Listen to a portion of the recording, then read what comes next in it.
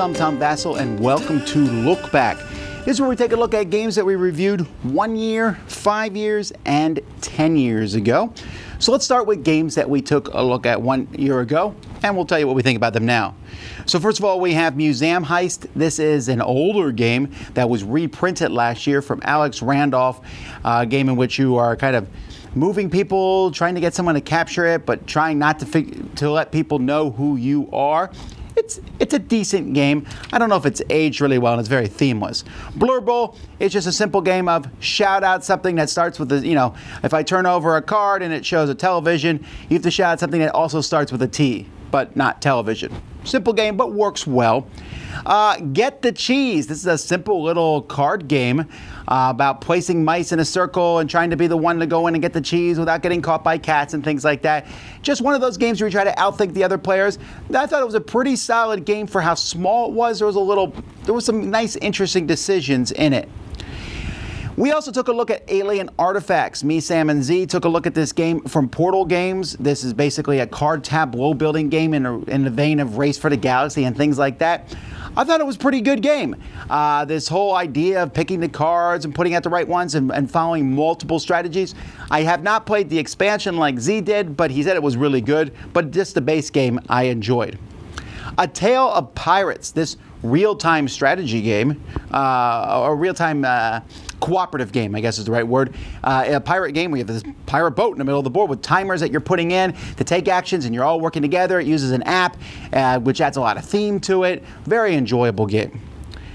Then we have Muse. This is a party game, a team versus team game, along the lines of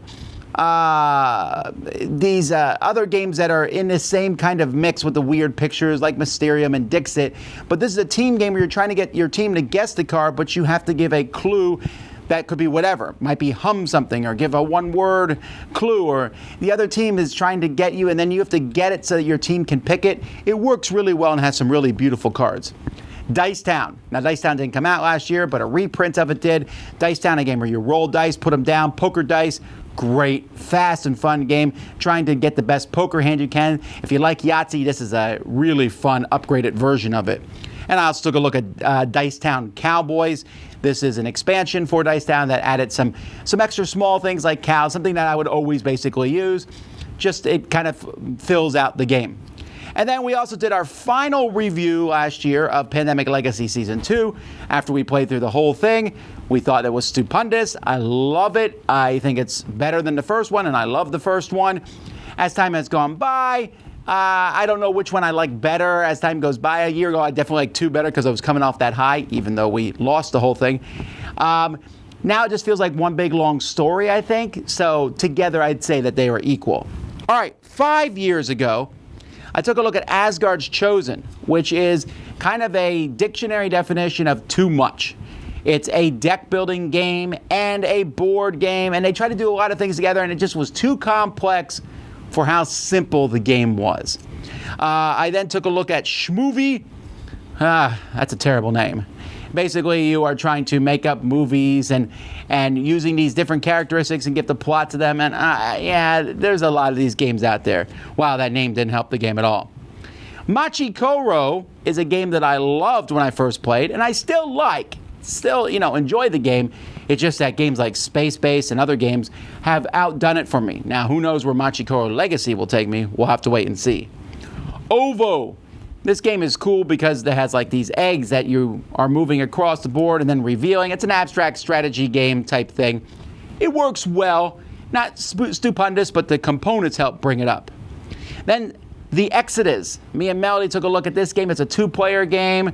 Pharaoh trying to capture the Israelites, and they're moving around through, you're finding your way through with following these paths. I don't know how strong the theme is really, but it is an interesting asymmetrical 2-player game. Then we have Stackbots. This game, it's weird that I redid this 5 years ago. It feels like I just did it last year. The little artwork, little Stackbots, they've come out with several expansions since then of different kinds of these bots and things, and you're just playing these different, but it's got a little take that-ishy. But it was more mild, and I like the artwork and stuff of it. Let's see here. Going, Gone.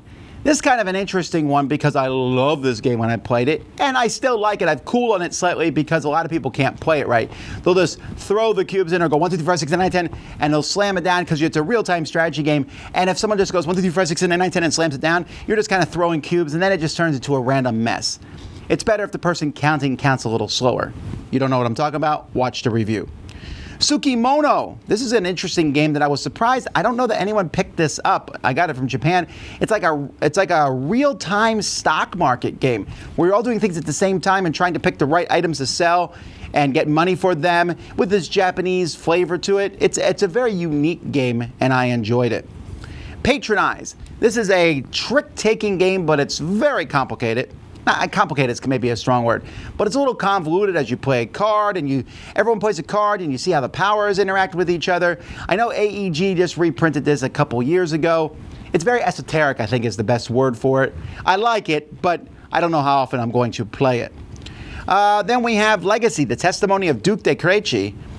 Interesting game about building a legacy and marrying off the different people in your household and having kids. And it's there's a couple things in the game that I was like, oh, that's interesting to have in a game, like the miscarriage card. That's a very odd thing. But the gameplay itself is unique, and I thought it was a cool theme. So definitely one to check out. And finally, from 5 years ago, Suburbia Incorporated. This is the first expansion and best expansion for Suburbia. Added these big giant tiles that you could add. Just more stuff, made your city look cooler, all kinds of cool things that added. And I'll always play with this with Suburbia. 10 years ago, I didn't do any reviews. Me and Holly just talked about some kids' games together. It's weird to think that was 10 years ago when I look at that video now. But those are the reviews I did 1, 5, and 10 years ago. Thanks so much for watching. Until next time, this is Look Back on the Dice Tower.